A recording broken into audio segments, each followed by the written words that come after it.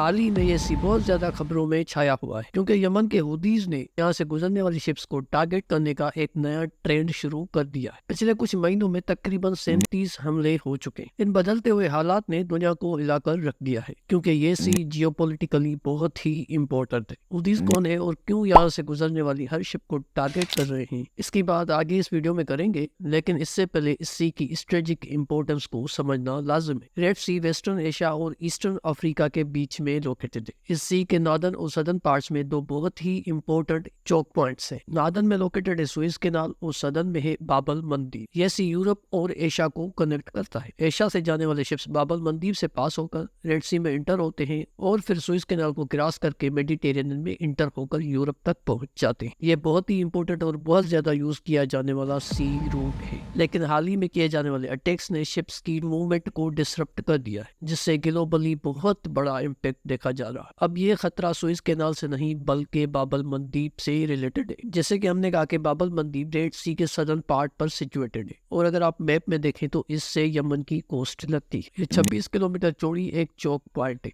और इसी का फायदा उठा रहे हैं हुदीज। हुदीज एक ग्रुप है जिसको दुनियावी लेवल पर टेररिस्ट ऑर्गेनाइजेशन माना जाता है और आज के टाइम पर हुदी यमन के नॉर्थ वेस्टर्न पार्ट को कंट्रोल कर रहे हैं। इसका मतलब यह है कि हुदीज इस चौक पॉइंट के बहुत ही करीब है, जिसकी वजह से वो आसानी से किसी भी शिप को टारगेट कर सकते हैं। और जैसे कि ये बहुत ही इंपॉर्टेंट स्ट्रेटेजिक पॉइंट है, इसके ऊपर कंट्रोल करना या फिर यहाँ पर कोई भी डिसरप्शन पैदा करना ग्लोबल लेवल पर बहुत ज्यादा प्रेशर डाल सकती है। हुदीज ये क्यों कर रहे हैं, इनका ऑब्जेक्टिव इस वीडियो के लास्ट पार्ट में जानते हैं, लेकिन इससे पहले इस स्ट्रेटेजिक पॉइंट की इंपॉर्टेंस समझ लेते हैं। जैसे कि आप जानते हैं कि ग्लोबल लेवल पर ट्रेड के लिए ज्यादातर इस्तेमाल इन सी रूट्स का ही होता है और इनका ग्लोबल इकोनॉमिक स्टेबिलिटी में बहुत ही अहम रोल होता है। इस तरीके से इस रूट से हर साल $1 ट्रिलियन के गुड्स पास होते हैं। इसके साथ ग्लोबल ट्रैफिक के 30% शिप्स यहाँ से गुजरते हैं। और अगर एनर्जी को देखा जाए तो दुनिया का 7 से 10% क्रूड ऑयल और 8% लिक्विफाइड नेचुरल गैस यहाँ से पास होते हैं। अब अगर हुदीज यहाँ पर डिसरप्शन पैदा कर लेते हैं तो बहुत सी पावर्स बहुत बड़े नुकसान देखेंगी और इसी बात का फायदा लेना चाहते हैं हुदीज। इम्पोर्टेंट सवाल ये है कि हुदीज कौन है और ये क्यों कर रहे हैं। हुदीज कौन है, इनकी बहुत बड़ी हिस्ट्री है जिसके ऊपर एक अलग वीडियो बन सकता है, लेकिन इन द नटशेल हुदीज आज यमन के नॉर्थ वेस्टर्न पार्ट को कंट्रोल करते हैं और इनको ईरान और हिजबुल्लाह की हिमायत भी हासिल है। जैसे कि आपको पता है कि ईरान का पूरे मिडिल ईस्ट में ऐसा एक नेटवर्क बना हुआ है और यहाँ पर हुदीज यमन की सुन्नी गवर्नमेंट के खिलाफ है और ये ग्रुप वेस्टर्न पावर्स के भी खिलाफ। नेचुरली जिसको ईरान की हिमायत हासिल होती है वो एंटी वेस्टर्न ही होता है और यहाँ पर किसी हद तक रशिया भी इन्वॉल्व रहता है। तो बेसिकली ये एक चेन है जो कि मगरब के खिलाफ काम कर रही है। इसलिए फलस्तीन का हमास हो, यमन का हुदीज हो या फिर लेबनान का हिजबुल्लाह, ये सारे ग्रुप मगरब के खिलाफ है और उसके खिलाफ एक शेयर्ड राइवलरी रखते हैं और इन अटैक्स की डायरेक्ट लिंक है इसराइल और फलस्तीन की वार से। इसराइल को मगरब की तरफ से मिलने वाली सपोर्ट के नतीजे में हुदीज की ये टैक्टिक ग्लोबल इकोनॉमी पे एक गहरा असर डाल सकती है और ऐसे इन पावर्स पर प्रेशर डाला जा सकता है कि वो फलस्तीनियों के हकूक की हिफाजत को यकीनी बनाए। इसलिए ही पिछले कुछ चंद माह में यहाँ से गुजरने वाली शिप्स पर अटैक्स लगातार बढ़ते जा रहे हैं और अभी तो इन्होंने लिटरली एक शिप को हाईजैक कर लिया था।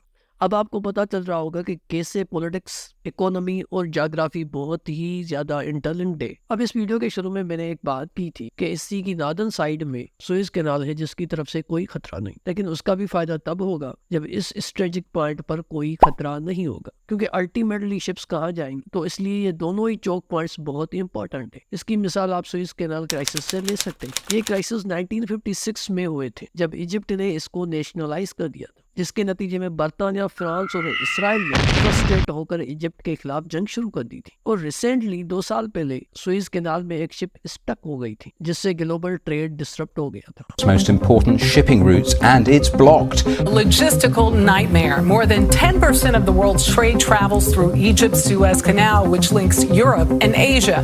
But since Tuesday, it's been completely blocked. और इस डिसरप्शन की वजह से ग्लोबल ट्रेड को हर दिन $2 बिलियन का नुकसान हो रहा था और 6 दिनों में ये नुकसान $34 बिलियन तक जा पहुंचा था। तो 6 दिन की डिसरप्शन अगर इतना बड़ा नुकसान कर सकती है तो फिर अगर इस रूट को हुदीज ने ज्यादा देर तक डिसरप्ट करके रखा तो इसका इम्पैक्ट क्या होगा। इसका असर सिर्फ पावरफुल स्टेट्स पर ही नहीं आएगा, लेकिन इसका असर आम आदमी की जिंदगी पर भी देखा जाएगा, क्योंकि इससे दुनियावी लेवल पर इन्फ्लेशन की एक लहर आ सकती है। क्योंकि इस रूट को न सिर्फ वेस्टर्न पावर्स यूज करते हैं बल्कि एशियन जायंट्स जैसे कि इंडिया, चाइना और मिडिल ईस्टर्न पावर्स भी इसी रूट रूट का इस्तेमाल करते हैं, जिससे बहुत बड़े नुकसान देखे जा सकते हैं। और ये चीज़ ऐसे टाइम पर सामने आ रही है जब पनामा कैनाल भी बहुत बड़े क्राइसिस से गुजर रहा है। पनामा कैनाल का भी ग्लोबल ट्रेड में बहुत ही अहम रोल है, जो कि आज बहुत बड़ी क्राइसिस से गुजर रहा है, जिसके लिए हम एक डिटेल्ड वीडियो बनाएंगे। और ये दोनों ही शार्ट रूट्स हैं। ऐसा नहीं है कि अगर ये रूट्स खत्म हो गए तो शिप्स को कोई और रूट मिलेगा ही नहीं। अगर हम रेड सी वाले रूट की बात करें तो इसका अल्टरनेटिव रूट ईस्टर्न अफ्रीका से गुजरता हुआ उसके साउथ में केप ऑफ गुड होप से गुजरकर सीधा यूरोप तक जाता है। लेकिन ये वक्त और फ्यूल दोनों ही ज़ाया करेगा, क्योंकि शिप्स अगर ये रूट इस्तेमाल करती हैं तो उनको 8,900 किलोमीटर का इजाफी फासला तय करना पड़ेगा। और अगर वो 8,900 किलोमीटर इजाफी तय करेंगी तो नेचुरली लाखों लीटर मजीद फ्यूल इस्तेमाल होगा, जिससे चीज़ें मजीद महंगी होंगी और अगेन इन्फ्लेशन की लहर देखी जा सकती है। और लास्ट में ऑप्टिमिस्टिक पॉइंट ये है कि यहाँ पर बहुत ही इंपॉर्टेंट पावर्स